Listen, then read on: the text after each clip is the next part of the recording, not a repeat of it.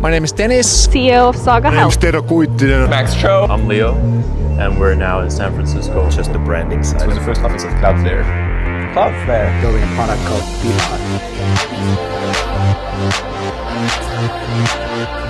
Innate. Can you first tell us who are you and where we are currently? Hi, I'm Axel. You're in the office of Innate Robotics, which is in a dead center of Palo Alto. So on the other side of the camera, you don't see it, but this is one of the main bars of the city. This was the first office of Cloudflare. Cloudflare? Yeah, they were here when they started. It's a cool place, cool history. I'm a former Stanford graduate and researcher, and the rest of the guys in the team is also like that. And what we're doing is the PC of robotics. We're making an open source general purpose robot that everyone can program. And it's intuitive and it's affordable. The ethos of the first personal computers were very expensive before Apple made computers. And they arrived and they said, no, we're going to make them affordable for the general population. They're going to be not as powerful, but they're going to be very intuitive for everyone to program with. And we want to do the same thing with robots so that everyone can have a robot, everyone can develop for robots, everyone can train robots. And if you do a good job, you can share what you created with other people with the same robots, and they can improve. We can all improve our lives together. That's the idea. Yeah. Now in 26, it feels like AI is moving more towards the physical world, and you are on the very start of the hype wave. So yeah, are you trying to take on that wave, or how do you think about this? Everyone's been saying that for the past 2 years. So I don't know. Yeah. Is the wave here? Is it not there yet? Is it getting bigger? I have no idea. I think an assessment of where the wave's at.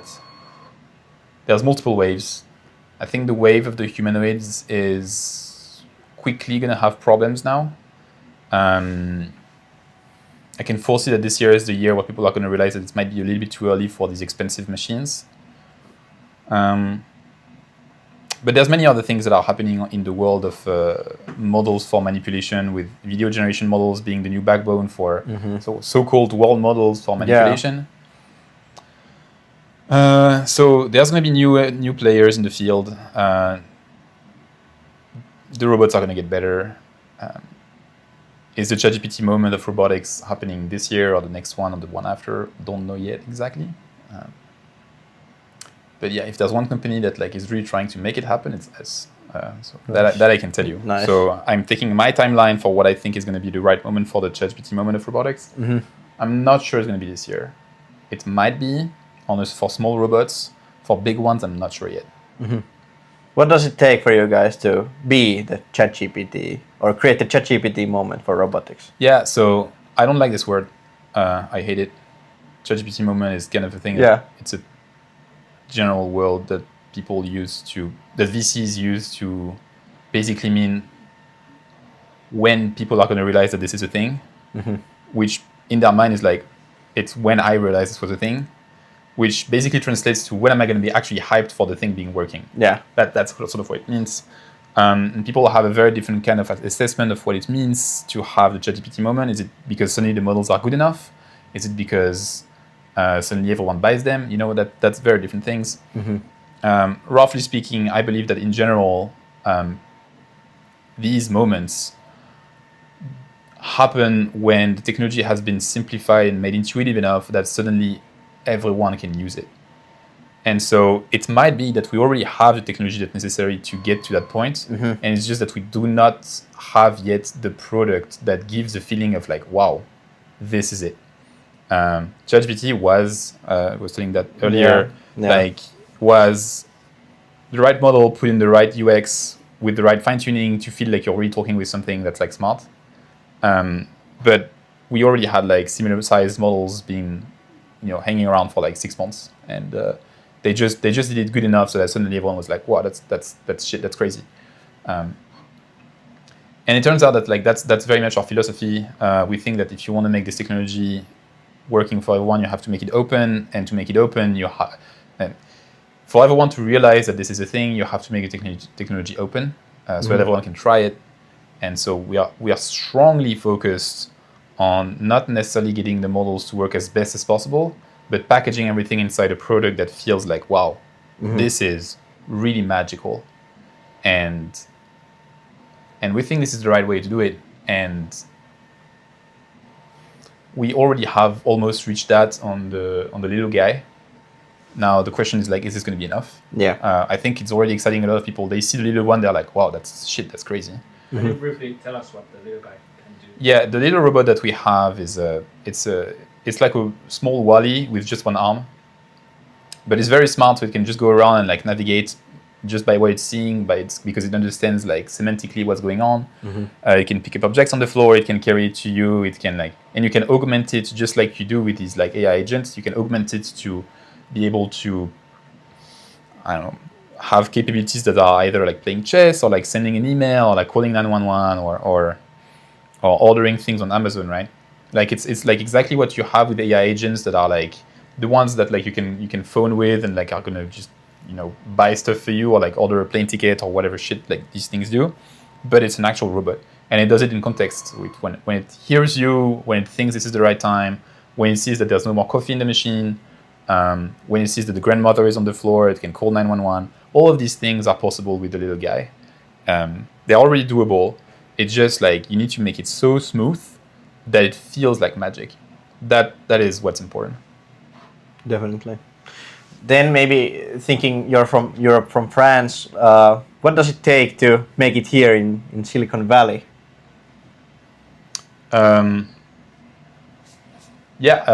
You said it earlier. Like Silicon Valley is the Champions League of startups. It's a good way of framing it. But more of like just the feeling of like being in the arena. This is where the best people are. So this is where you can get the best people to work with you. And if you find someone that's like really, really good that like is in another country, you can just tell them, okay, I'm going to fly you here. I'm going to pay you well, and you're going to do your best work here. That's what it means to be in Silicon Valley. It's like the best people are around you. You're in a place of legends.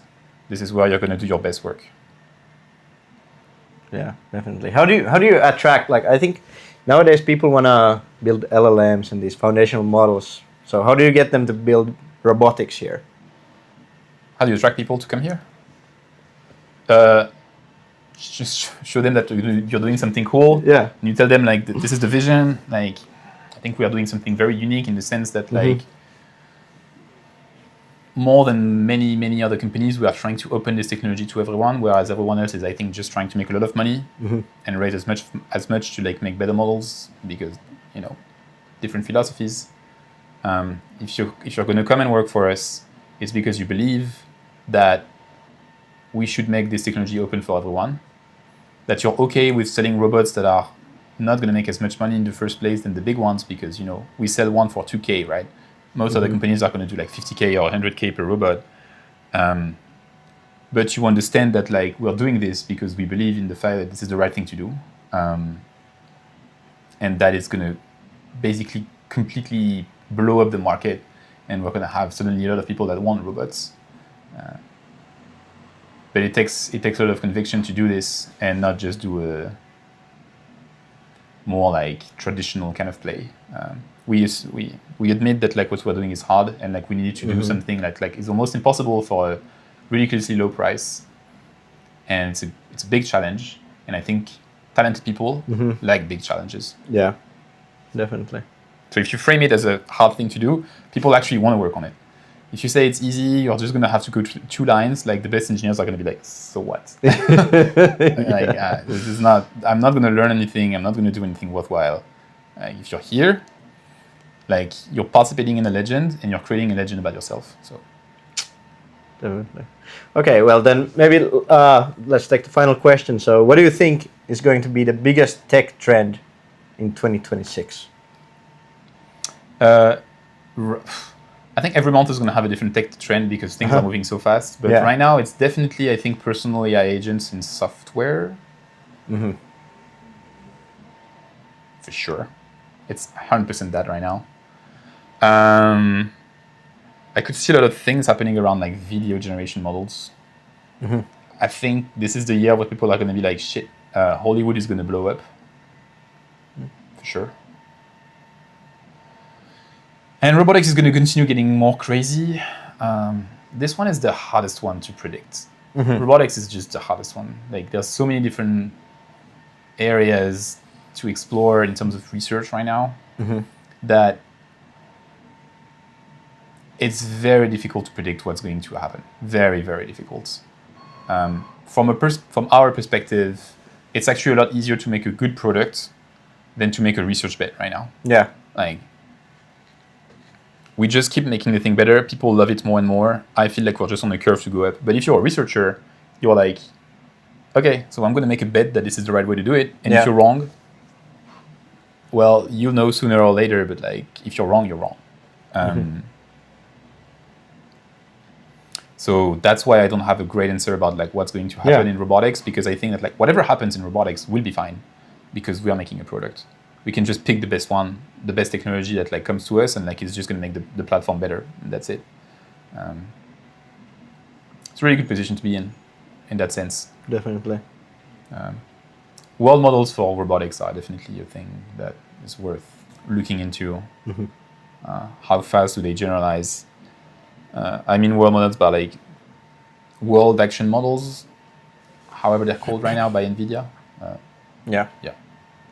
I have one more question. Yeah, go ahead. You said that yesterday you slept at this office. Where did you get all this motivation to build, something this hard in the first place or right now?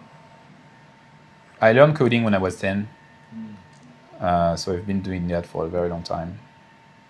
I just like it.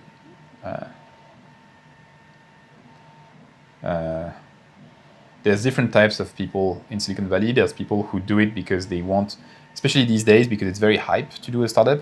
They want to do a startup for the sake of succeeding in the now widely accepted as the way of succeeding. Right? Being an entrepreneur and making billions of dollars is how you succeed the best in life right now. That's not the motivation I have. It's not about the money. It's not about like the traditional definition of it. It's just I love building. I've made a lot of things that have been useful for a lot of people before, and every time when you have the feeling that like what you've made is useful for so many other people, it's a great feeling. So you just wanna do that, but at scale, and like figuring out what can I make that's gonna really define the next era. Like actually changing the world by like making something that like if we hadn't done it, maybe the world would have been different. And doing it with cool people in a cool place. Like I sleep here because I like it. My room is kind of like shitty right now, and we have a very cool house, but like I just like being here. So you can make your environment better also. Yeah, and that motivates you to stay and work. And work is not really work because it's. I'm just making sure the robot can play chess right now. Like this is so much cooler. This is so much cooler than like anything else. Yeah. Like give yourself if you give yourself hard quests, it's not hard to continue working on them because it's just fun. It's hard and so it's fun. Yeah. Amazing. Okay. Thank you so much. Thank you so much. My pleasure, guys.